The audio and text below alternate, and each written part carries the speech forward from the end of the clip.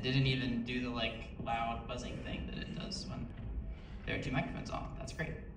Hi, good to see you all. I see some faces that I recognize and some new faces, which is always a joy. I'm glad that all of you are here. My name is Colin Flake, and I am the Hope and See community facilitator in the North Street neighborhood in Durham. North Street began in 2012 when a group of family and friends, many of whom met through Reality Ministries, decided to move into the same block and commit to intentional friendship and neighborliness towards adults with intellectual and developmental disabilities. Today, 13 years later, about 100 people live in North Street, about 30 of whom would identify as having an intellectual or developmental disability. If you live in North Street or have a loved one who lives in North Street, would you mind just raising your hand briefly if you don't mind outing yourself? These are people who you want to meet today, if they're available, and whose brains it would be valuable to pick and learn from. So I've been connected to North Street for about 4 years now. I lived there for several years as a neighbor and a friend. And when North Street began partnering with Hope and See 2 years ago, I became the first community facilitator there. And as was pointed out earlier by Karen, my work as a community facilitator tends to group into 3 areas. Identifying one-on-one barriers to community and helping address them, collaborating to problem solve. 2, creating spaces for group connection in the neighborhood. And then 3, building bridges from our community to the wider Durham community in various ways. And so one initiative that I want to highlight from this past year, briefly, that I think touches on all 3 of those, is our collaboration with Spring Forest, which is a farm and an intentional living community in Hillsborough. So in the spring, I noticed that some residents had told me they were facing intermittent food shortages for various reasons. Others said that they wanted to eat healthier but didn't know how. And some others said that they wanted to grow in some basic cooking skills. So with all that in mind, I reached out to Spring Forest to ask about joining their community-supported agriculture program to at least get some more healthy vegetables available in North Street because we're not walking distance from any grocery stores. So they asked me to come and chat, and it turned out that they were already beginning some cooking classes for refugees through World Relief just down the street from North Street. And so they agreed to come and do the same at our community pavilion. And so this summer and fall, every week, we would have this professional chef who's in the right picture in the center, Chef Netta, and then Chef Shema as well from World Relief would come and teach us, bring these fresh vegetables from Spring Forest Farm, teach us how to cut them up and cook them and make delicious recipes from them. And then the folks who came and some folks who asked who didn't come would be able to leave with delicious and fresh vegetables.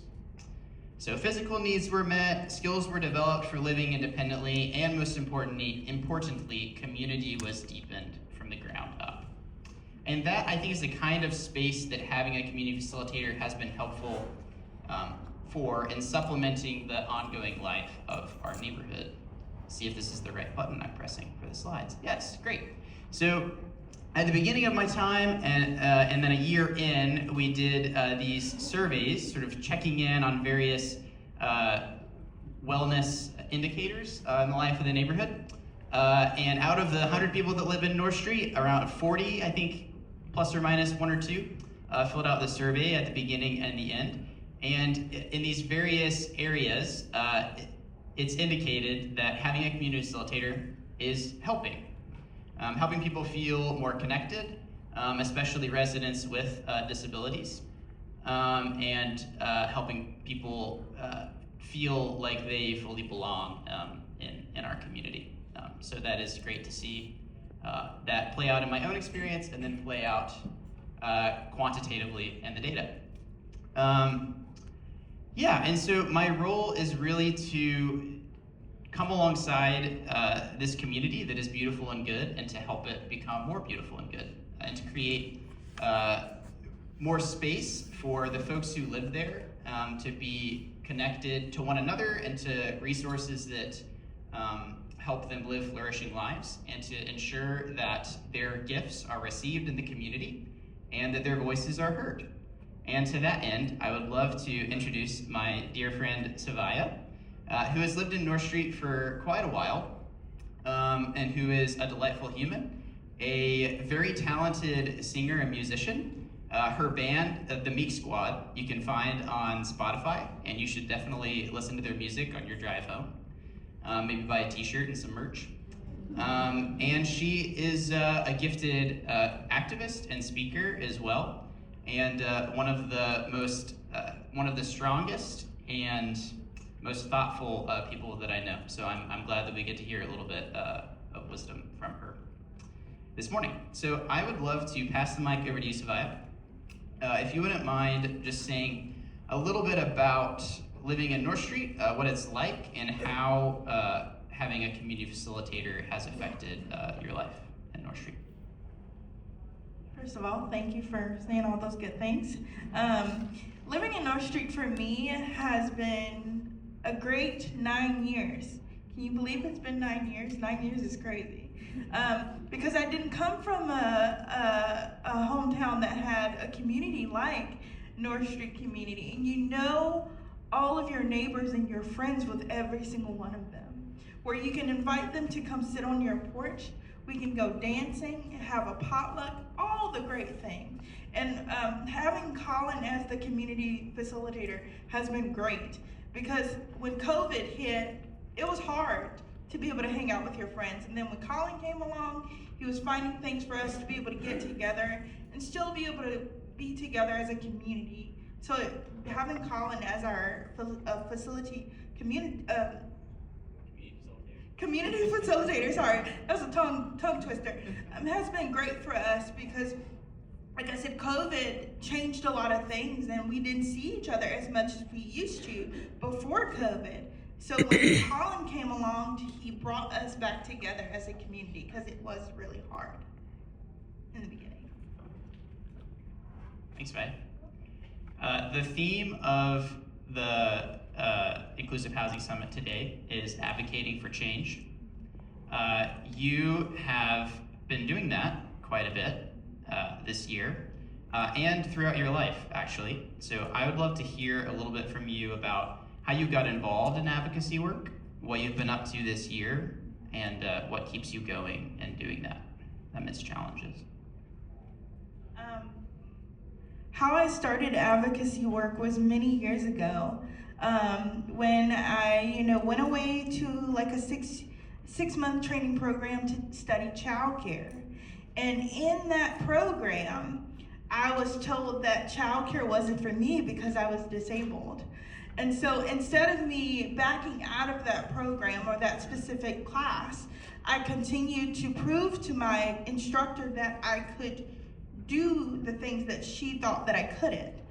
And, encouraging other people like myself who felt that they couldn't do anything or they were told that they wouldn't be able to do something because of their disability, I just kept going and I didn't stop. So as you see on these pictures, like going to Washington, D.C. and praying in the rotunda and also getting arrested.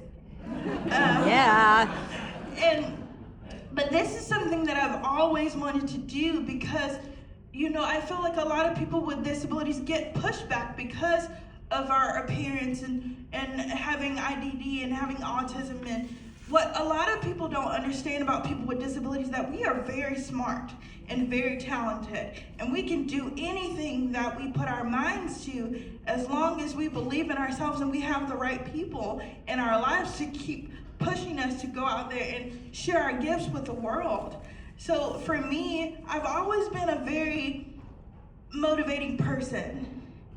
As in like, hey, if I can do it, you can do it too. And that even goes for non-disabled people. Everyone needs a little bit of encouragement in life. But I know for me growing up, it was always, this is not for you, you can't do this. So as I got older, I was like, you think you can tell me I can't do something, but you wait. And as I got older, I was like, I want to spread it all over the world for children, for adults, for anyone that needs that little push and encouragement to be the best that they can be, because God did not put us here to show what we couldn't do. He put us here to show what we could do and to share our gifts that He gave us.